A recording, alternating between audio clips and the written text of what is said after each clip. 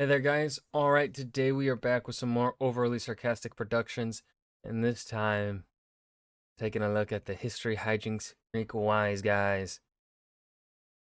I was gonna say the fucking oh shit, I'm blanking on what it's from. God damn it, never mind, I ruined it. Moment's over. Go check out the links in the description box below. I'd love it if you join the Discord and follow me over at Twitch. And please do go check out the gaming channel here on YouTube. With all that said, not gonna waste no more time. Let's dive right in. When we think of ancient Greece, one of the many images conjured up in our heads, alongside shiny marble temples and spear boys with dust brooms on their heads, is the whole And nipples on their armor. idea of philosophy. Dudes with beards walking around, talking about this and that, pointing in thematic Plato points up towards universal truth. Aristotle points outwards to the human world.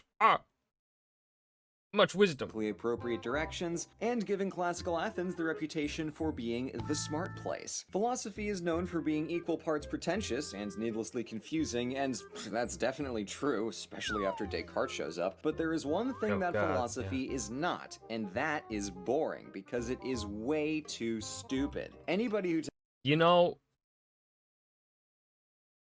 yeah.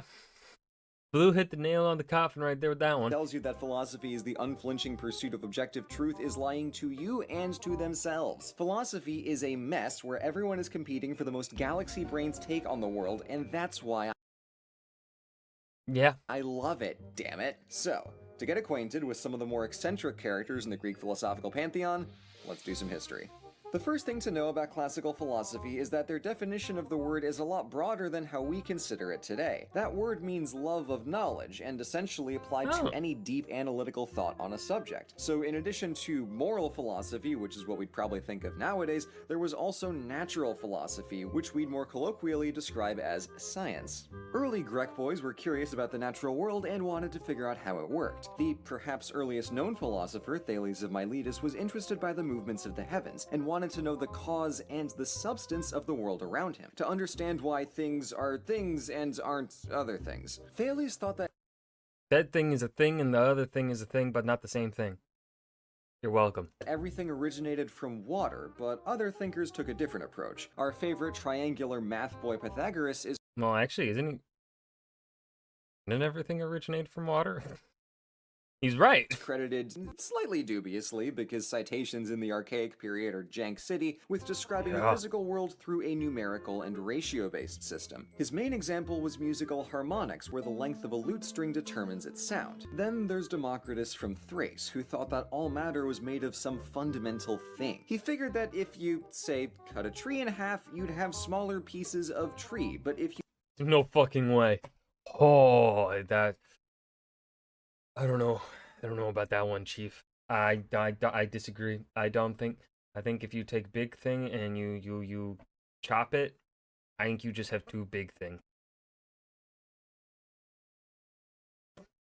you kept dividing and dividing and dividing, you'd hit a building block that was indivisible, an atomos. So basically, while Athens and Sparta were outside having their little spear fight, Democritus over here was They were figuring pissing out on the atomic field. theory. There were still a few conceptual wrinkles to iron out with things like atomic weight and whether or not all atoms were the same and it was just the way they were arranged that made the different types of matter, but the point here is Self-defer Democritus for not having access to the Large Hadron Collider. our boy was on the ball. Democritus has some other writings attributed to him, and he's sometimes known as the laughing philosopher for his abundant cheeriness, but unfortunately, Some other writings by Democritus all are lost.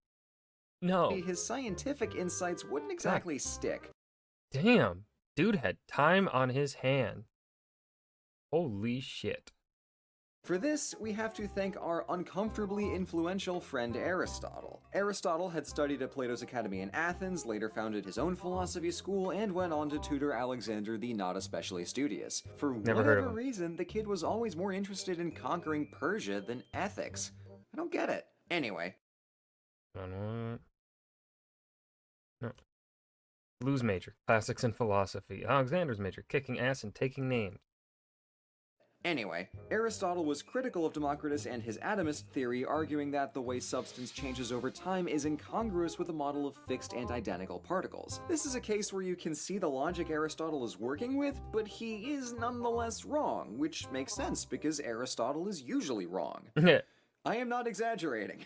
Most of Aristotle's descriptions of the natural world are some variety of incorrect. Just looking past the blatant sexism, his understanding of motion and forces is wrong, his astronomy is wrong, lots Aristotle's strength comes from his methodology and his logical process. The problem is that his conclusions are junk.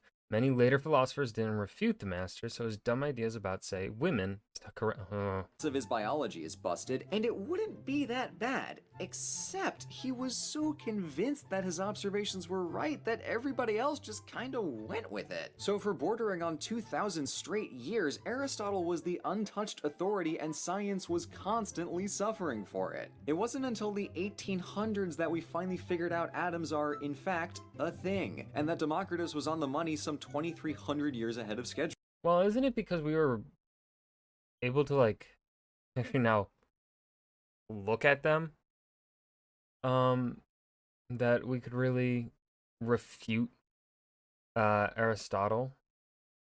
Like, that's at least my logic. Going off of not knowing the specifics here, because again, outside my wheelhouse here, that's kind of my assumption without any further information available to me and off the top of my head. But maybe we shouldn't be so hard on Aristotle, because it might not actually be his words that Even Aristotle's best work, full of actual good ideas, is coarse, rough, and irritating. It's like sand. we're reading. According to acclaimed Roman author Cicero, Aristotle's prose was like a flowing river of gold. If you've actually read Aristotle, you'll know it's very much not. It's far more like Yeah, let's take a gander here at some Aristotle. If then there's some end of the things we do, which we desire for its own sake, everything else being desired for the sake of this, and if we do not choose everything for the sake of something else, for at that rate the process would go on to infinity, so that our desire would be empty and vain, clearly this must be the good and the chief good. Well, not. Yeah. I mean, honestly, sometimes a lot of philosophers kind of just talk like that, talk broad, in broad terminology like that, and I don't like it. But yeah, no. Well, I mean, part of this issue that I think we have here, I mean, it depends on how the translation was done. Is this like an accurate translation as close to one of the words of Aristotle's words as we can get? And it just, this is how it reads? Or did the person doing the translation also take creative liberty and swap some words that have close enough meaning but help the flow of things to make this at least flow as it does, right? That, because those two, right, there are different aspects of translation, right? You can have your as close to one as you can get with translation, which is impossible. You cannot truly get one in terms of translation, right? That's just not how language works. Or you can, the translator can take more creative liberty with it and focus more so on just getting the idea across and not necessarily the words themselves across. And just because, right, I don't have access to the information that tells me whether or not are we getting just Aristotle's idea across here, or are we getting his exact words across here? My guess is we're probably getting as close to his exact words as they could probably do. And so, yeah. But also, like, again, this would still flow very differently in ancient Greek. So who's to say whether or not his obviously translated into English prose, it do not read good. But maybe in ancient Greek it wasn't bad. I'm giving him some benefit of the doubt here, maybe. It's far more likely that the works attributed to him are really glorified lecture notes from his students at the academy, which explains why they read like sandpaper. So, egg on Aristotle's face for looking silly because of the classical world's catastrophic loss of literature.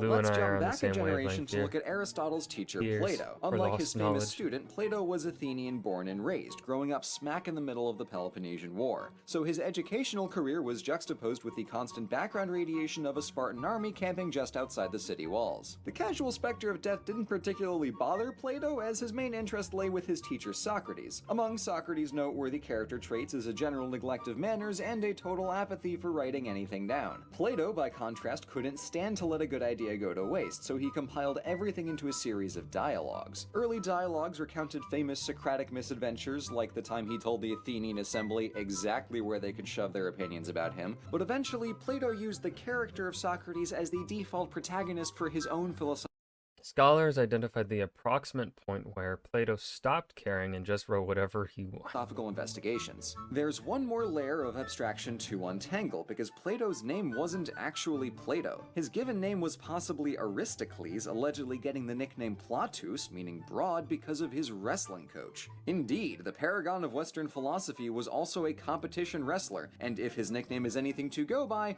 quite possibly jacked. Which really adds a new dimension to his character. It's all fun and games poking holes in your opponent's logic until the man suplexes you in the middle of the symposium. But beyond being a bibliophile and Hey man, you gotta be able to educate fools with your words and with your fists, alright? a tank, Plato was also a nerd, so he founded a school on his family estate just outside Athens to teach the kiddos how to pursue objective truth. Well, at first it was more of a club for smart boys than a formal school. Eventually, the academy became the go-to place to This is today's Academy of Athens, a completely different building, but insanely pretty and worth seeing anyway. gather and talk philosophical shop, and it set the model for organized philosophy training, as students like Aristotle went out to found their own schools in Athens and beyond. But not all the thinkers in Greece were fans of Plato's obsession with universal truth. Besides, what good will the nature of reality do for you in the job market? For anyone trying to make it in the cutthroat landscape of democratic politics, persuasive argumentation skills were a must. And for that, philosophical academies were useless, so many turned to private tutors instead. These legions of sophists, as they were called, charged exorbitant amounts of money with the promise to turn even the dullest of tasks into machines of political rhetoric. The problem for the sophists is that sometimes their students use their newfangled rhetorical weapons for evil by persuading polis assemblies to, say, exterminate the entire city of Mytilene for refusing to ally with Athens, which reflected pretty poorly on their teacher. The typical line of defense to that accusation was that rhetoric was simply a tool, and however a student used it was of no consequence to the instructor. At least, that's what they argued. But of the many sophists who found themselves in the hot seat for playing oratorical arms dealer, nobody stands out quite like Gorgias. Our sources for Gorgias are almost more iffy Was Gorgias gorgeous? Important question. than what we have on other ancient Greek thinkers, but everything we do have about him confirms that the man was a pathological pain in the ass. After being banished from his native Sicily, he wandered mainly in Greece doing the usual sophist fare and developed a reputation for being able to argue any position on any subject. Gorgias No, he was one of those kinds of people. I hate those kinds of people. didn't care for objective truth. To him, everything was just a matter of opinion, and that was always bendable. Famously, he published an entire essay in defense of Helen, because her perceived fault for the Trojan War made the ancient Greeks escalate their garden variety sexism to an all-consuming rage at her expense. So naturally, Gorgias found it appropriate to argue that the business with Paris wasn't her fault, with one reason including I mean, I think he's right, maybe. Paris convinced Helen in to this come part. with him using rhetoric, and effective persuasion can convince anybody of anything, so it's not Helen's fault. So Gorgias clearly understood his brand. Gorgias was also known to skulk around the Olympic Games giving speeches and challenging anybody to debate him. And given one of his treatises is called On Non-Existence, we can imagine Gorgias is the kind of guy to argue with his landlord that, well, you see, the world around us is transient and ethereal, and without a fixed foundation, there really is no objective truth, and concepts like honor or value don't have tangible meaning. So I mean, he's right. for instance, money is just a construct. He's right. And that's why I actually don't owe you this month's rent. Gorgias Landlords are scum. is absolutely that kind of contrarian. I mean, what's the opposite of facts and logic? Gorgias obliterates Stephanos of Thebes with strawman arguments and causal fallacies. Oh yeah, that definitely sounds more accurate. And our boy here had a long career of being unbearable because he lived to 108. Huh? How? How? Yeesh. For Gorgias, apparently even time could be persuaded. Of course, if we're talking about chronic irritants, we have to pay some homage to Diogenes the Cynic. He was Yeah, the mad lad himself. banished from his hometown of Sinope for allegedly sabotaging the city's currency, so he traveled to Athens and stepped up his game by sabotaging every single social interaction for the rest of his life. See, Diogenes' problem with society was all the artifice and deceit that masked real human behavior. He thought it was critical to be honest and hide nothing, so he lived out of a barrel and peed in the street. There's much more to his bodily bluntness than is appropriate to relay here, but suffice to say Diogenes has several illustrative stories to his name. He thought the sophists were all liars and the philosophers were too pretentious, and took immense pleasure in poking holes in their logic. According to Platonic academics, the definition of human was featherless biped, so one day Diogenes waltzed into the academy with a plucked chicken shouting, "Behold, a man!" In that instance, he wasn't strictly wrong, because morphological taxonomy is flimsy, and by some definitions you can classify a coconut as a mammal.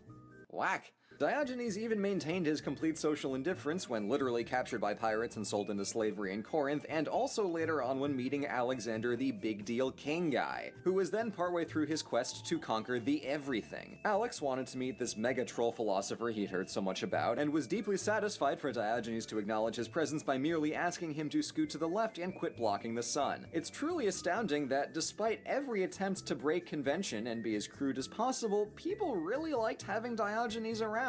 So, ultimately, although philosophy has a reputation for being dense and inaccessible, I hope I've been able to show you how beautifully asinine it can be sometimes. The key takeaway here is that all of these big, complex ideas come from people who are fallible and prone to doofy nonsense. For every Plato's Republic, there's an equal and opposite Diogenes peeing at a banquet table.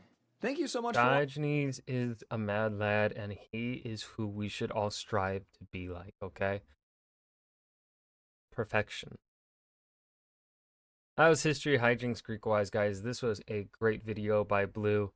I've mentioned before how some of Blue's history videos, I think it's mainly his history summarized videos that tend to kind of just be, I don't know, something's off about them for me. But here, I think he did a pretty damn good job. And I feel like he conveyed a good bit of information here about all of these Greek wise guys in 10 minutes. I think he did a pretty damn good job with that. So I hope you guys enjoyed as well. Remember to hit that like button and subscribe for more, and I will see you guys in the next video. Peace.